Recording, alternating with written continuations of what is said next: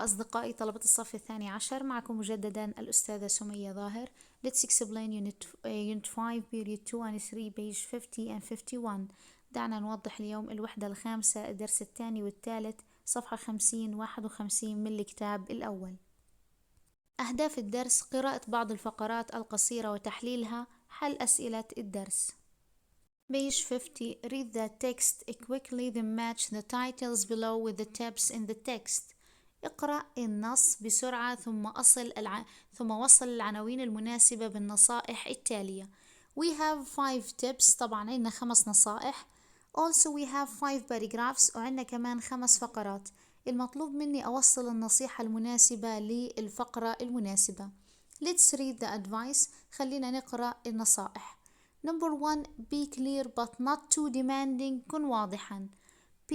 Don't try too hard. لا تحاول جادا. C. Keep secrets to yourself. احتفظ بالأسرار لنفسك. Number D. Don't let one mistake get in the way. لا تدع خطأ واحد يعيق الطريق. Number E. Be interested. أبدي اهتماما أو كن مهتما. These are some advice for you. طبعا هاي بعض النصائح إلكم كمان. Let's read paragraph number 1. نقرأ الفقرة الأولى. It used to be thought that friendship was something that just happened between people. كان يعتقد أن الصداقة مجرد حدث يحدث بين الناس. However, many studies by social scientists have shown that becoming friends with another person is a complex process, but one that can be learned.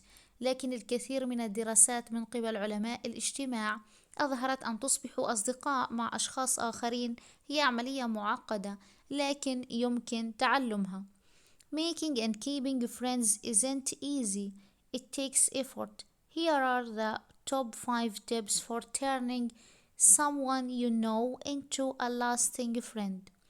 عمل أو الاحتفاظ بالأصدقاء ليس سهلا، إنه يأخذ جهد. إليك بعض النصائح وأهم النصائح لتحويل شخص ما تعرفه إلى صديق دائم. Okay, so these are some advices. Number 1. Everyone has acquaintance, people we know but who are not yet friends. كل شخص له معارف وهم الأشخاص الذين نعرفهم لكن ليسوا أصدقاء بعد. To take your relationship further than just discussing the weather, you need to show an interest in their lives. لتأخذ علاقتك أبعد من مجرد مناقشة الطقس، فأنت بحاجة أن تظهر اهتمام في حياتهم. ملاحظين عندي كلمة interest، اهتمام. Ask them questions but don't get too personal at first. اسأل هؤلاء الأشخاص بعض الأسئلة لكن لا تسألهم أسئلة شخصية في البداية. الأسئلة الشخصية عن الوزن، عن العمر، عن العلاقات، أوكي، هاي ما بتنسأل للناس. Even more importantly, listen to their answers and remember the information for the next time you meet. اسألهم أسئلة لكن لا تدخل في أسئلة شخصية، وحتى الأهم من ذلك استمع إلى إجاباتهم وتذكر هذه المعلومات عندما تلتقون في المرات القادمة. Okay, so what's the title of this paragraph? إيش العنوان المناسب لهاي الفقرة؟ طبعا هو بيحكي لنا أعطي اهتمام، أبدي اهتمام، عندنا كلمة interest. So what's the right title? Be interested اللي هو كن مهتما. Number 2. Maybe you made a joke that annoyed your new friend or forgot to call when you promised to. يمكن أن تعمل نقطة أو تقول نكتة قد أزعجت صديقك الجديد أو نسيت أن تتصل به كما وعدت. It's almost inevitable that something will go wrong at some point, but it's how you react to the situation that may be more important than the initial error. إنه تقريبا لأمر لا مفر منه أو أمر حتمي أن شيئا خطأ سيحدث عند نقطة معينة، لكن كيف تستجيب للوضع يمكن أن يكون أهم من الخطأ الأولي. An honest apology and making the effort not to let it happen again are usually all that's needed.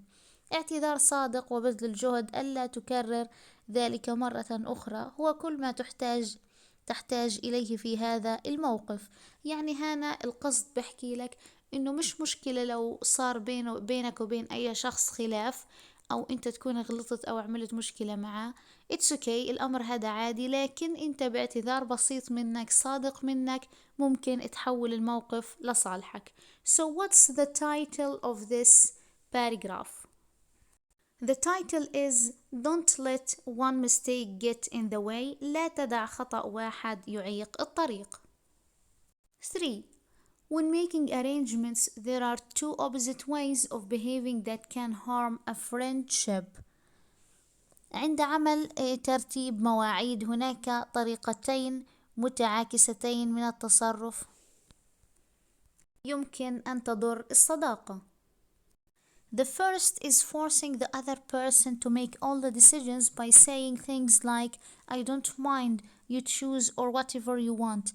الأولى هي إجبار الشخص الآخر ليتخذ جميع القرارات من خلال قول أشياء مثل أنا لا أكترث، اختر أنت، أو مهما تريد. The other is being too particular and inflexible about what you want to happen or where or when. Try to find a middle way between the two extremes. الطريقة الأخرى أن تكون محدد جدا ومتعنت حول ما تريده أن يحصل، أو أين أو متى. حاول أن تجد طريقا حلا وسطا بين هذين.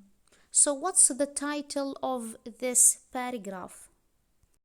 Be clear but not too demanding. يعني كن واضحا، لما حدا يسألك سؤال جاوب، عبر عن رأيك، ما تسكت. Okay. Number 4. It's an understandable that you want to embrace a new friend and make them aware of your good points, but don't go too far. من المفهوم أنك تريد أن تثير انطباع الصديق الجديد وتجعله مدرك لنقاطك الجيدة أو لمحاسنك، لكن لا تتمادى أو تبالغ. Research shows that most of us tend to like people who don't post about their achievements or take themselves too seriously. البحث يظهر أن معظمنا يتجه ليحب الأشخاص الذين لا يتفاخرون بإنجازاتهم أو يأخذون أنفسهم على محمل الجد. So what's the meaning of this? What's the title of this paragraph? Don't try too hard. لا تحاول جادا أو لا تبالغ. Number 5. If someone tells you something in confidence, it means just that they are confident that you won't tell anyone else. إذا أحد ما يقول لك شيئا سريا فإنها تعني أنهم واثقين أنك لن تخبر أي أحد. In other words, they trust you. If you then pass on this information to another person, that trust is broken. بكلمات أخرى، إنهم يثقون بك. إذا مررت هذه المعلومات أو أفشيت السر إلى شخص آخر فإن هذه الثقة سوف تنكسر. Even if your friend doesn't find out what you've done, this kind of behavior can easily destroy a friendship over time. حتى لو صديقك لم يكتشف ما فعلت، هذا النوع من السلوك يمكنه بسهولة أن يدمر الصداقة مع الوقت. So what's the meaning or what's the title of this paragraph? Keep secrets to yourself. احتفظ بالأسرار لنفسك. طبعا وأنا كمان بنصحكم as a teacher you have to keep your secrets to yourself. احتفظوا بالأسرار لأنفسكم. Okay. So in this lesson we recognized or we learned something. طبعا احنا تعلمنا اشي how to match titles، كيف نوصل العناوين with paragraphs. يعني لما اقرأ الفقرة كيف اعرف العنوان تبعها. read the whole paragraph، بقرأ كل الفقرة، بحاول افهم معناها ومن خلال المعنى بحط العنوان المناسب. طبعا هذا السؤال مهم جدا وإجا قبل هيك في الامتحانات، جابوا 5 عناوين أو 4 و5 فقرات أو 4 طلبوا منكم في السؤال تكتب العنوان المناسب للفقرة المناسبة. طبعا السؤال اللي جابوه أعتقد عن التايم، عن الوقت. 51 صفحة 51 the questions، طبعا الأسئلة. Number 2 read the text again then complete the tasks below. اقرأ النص مرة أخرى ثم أكمل المهمات أو الأسئلة التالية. Match the words and phrases from the text with their meanings. طبعا في هذا السؤال عندي 8 كلمات 8 words، مطلوب مني أجيب المعنى تبعهم من النص، يعني الكلمة ومعناها. أوكي. We have number 1 lasting معناها يدوم. number 2 acquaintance معناها معارف، الناس اللي بنعرفهم بنسميهم معارف، بنحكي عنهم acquaintance. 3 initial أولي. 4 inflexible معناها متعمد أو جامد، عكسها flexible مرن. number 5 extremes معناها نقيضين، يعني الإشي وضده بنسميه نقيض. number 6 impress يثير انطباع أو يعطي انطباع. number 7 post يتفاخر. number 8 confidence بسرية. بدنا نشوف كل كلمة شو معناها. طبعا عنا number 1 مع C اللي هي continuing for a long time، يدوم لفترة طويلة. number 2 acquaintance مع F، طبعا F معانا someone you know، شخص تعرفه but not very well، لكن ليس بشكل جيد. number 3 initial، طبعا مطلوب حفظ الكلمة ومعناها. initial معناها أولي، بتساوي كلمة first B. number 4 inflexible معناها متعنت، بتساوي كلمة not wanting to change، لا يريد التغيير، مع G. number 5 extremes with a opposite ends معناها التضاد. number 6 impress معناها يثير انطباع، طبعا مع E show how good you are، اللي هو تعرض كم أنت جيد. number 7 post with H be too proud معناها متفاخر أو فخور.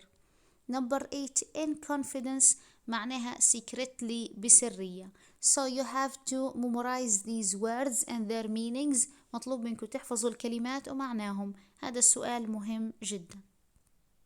exercise number 2 use the words and phrases in part 1 to complete the sentences below، اللي هو استخدم الكلمات والتعبيرات في القسم الأول لإكمال الجمل التالية. طبعا عندنا 8 sentences، عندنا 8 جمل، الجمل هاي ناقص منها كلمات، الكلمات هاي من وين بدي أجيبها؟ بدي أجيبها من البوكس اللي فوق lasting acquaintance initial inflexible extremes impress post in confidence. هاي الكلمات بدي استخدمهم في الاكسرسايز اللي تحت على حسب المعنى. read the sentence بنقرأ الجملة، recognize the meaning بنعرف المعنى، ثم بعد هيك بنعرف شو الكلمة الناقصة. number 1 please remember that what I've told you is in confidence so don't tell anyone. من فضلك تذكر الذي قلته لك أو أخبرته لك بسرية in confidence so don't tell anyone، لا تخبر أحدا. طالما حكالي don't tell anyone لا تخبر أحدا، إذن الكلمة in confidence. number 2 my initial idea was that he wasn't very nice but now I know him better. الفكرة الأولية كانت أنه غير لطيف، لكن الآن تعرفت عليه بشكل أفضل. إذا عندنا initial idea معناها الفكرة الأولية أو النظرة الأولى. number 3 it's not polite to post about how clever or rich you are. إنه ليس من الأدب أن تتفاخر كم أنت ذكي أو غني أمام الآخرين. number 4 he seems to change between two extremes. Sometimes he can't stop talking but sometimes he doesn't say anything at all. إنه يبدو يغير بين النقيضين، في بعض الأحيان لا يتوقف عن الكلام وفي بعض الأحيان لا ينطق بأي كلمة على الإطلاق. إذا مرة بحكي كتير ومرة بحكيش بالمرة، إذا هذه بنسميها extremes، نقيض. number 5 tell the interviewers about your exam results then will impress them. أخبر المقابلين عن نتائج الاختبار، لأنه هذا حيعطي انطباع. number 6 I'm not inflexible.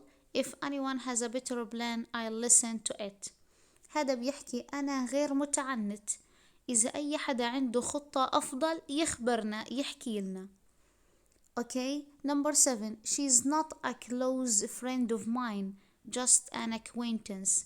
هي ليست صديقة مقربة بالنسبة إلي، ولكنها فقط من المعارف. number 8 reading stories to children helps to create a lasting love of literature. قراءة القصص للأطفال يساعد بخلق حب دائم تجاه الأدب أو شغف دائم تجاه الأدب. So we complete the sentences with the previous words. احنا كملنا الجمل هاي بالكلمات اللي في الأعلى، في البوكس بالأعلى. طبعا لو جاب لكم هذا السؤال اللي هو السؤال الإكمال، بجيب لك الكلمات in confidence initial post، بجيب لك إياهم في صندوق وبطلب منك تستخدمهم في الجمل بناء على المعنى. تمام؟ يعني لو إجاك السؤال ما بيجيك إنك تجيب من عندك كلمات، لا، بعطيك الكلمات وإنت عليك تحط الكلمات في المكان المناسب. Let's go to the last question. خلينا نروح للسؤال الأخير. Complete the advice for each person below using ideas and information from the text. هنا بيحكي لك أكمل النصائح للأشخاص. طبعا عنا أشخاص مطلوب منا إنه إحنا ننصحهم. طبعا حنصحهم بناء على المعلومات اللي معطيني إياها.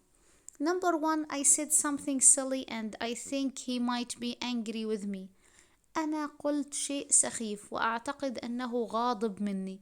إحنا حكينا لما إحنا نعمل أي إشي سخيف أو نرتكب خطأ، إيش بنعمل؟ إيش النصيحة اللي بدي أحكي له إياها؟ Don't worry, just give your friend an honest apology.